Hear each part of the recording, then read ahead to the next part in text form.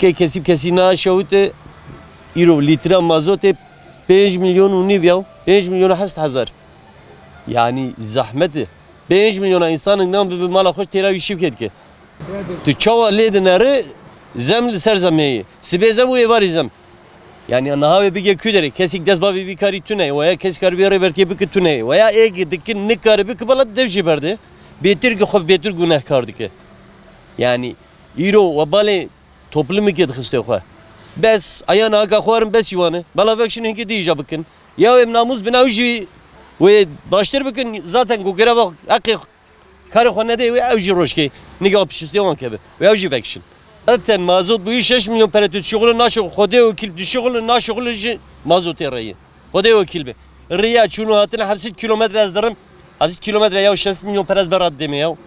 Yani çilo çeydi bi. Depo 27 milyon netice ki İrop sesi 6 milyon 4 milyon parayı. Man vallahi ki mezani var ya hani meni destek al ber camiye vegrej bu milyon ki destek var. Kes nadı mecbur betuak ki kadama ki her şey bir şغل. Yani parji nava desemet keve. Bizi ne kadar etkiliyor? Çok etkiliyor. Hem Türkiye'den de bence beklenilen şey.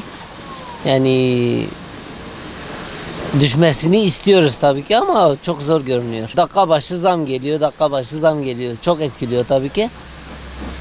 Öyle yani düşüncelerim bunlar. Yani en pahalı benzini biz tüketiyoruz. O da çok büyük bir ayrıcalık, çok büyük bir eksi yani. Bir seviyesi olsa çok iyi olur. Yani diğer ülkelere göre en azından bir seviyesi olsa çok daha iyi olur. Artık var ya ne yapacağımızı bilmiyoruz. Şu an servis yapıyoruz. Yani sıfır elde var sıfır. Çalışıyoruz benzin mazot. Şu an fişler yanımızda daha ücretini bile ödeyemiyoruz. O kadar sıkıntıya girdik. Ayda 4.000 gelirimiz varsa 5.000'e yakın mazota veriyoruz. Yapabileceğimiz artık ne yapacağız bilmiyoruz. Protesto etsek bir başka, etmezsek bir başka. Biz de bilmiyoruz.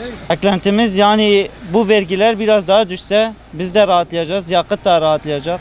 Hiç olmasa bir kazandığımız yani bu kadar sabahtan akşama kadar çalışıyoruz. Yaptığımız işin bir şeyini görelim yani. Faydasını görelim. Biz de ekmek yiyelim yani.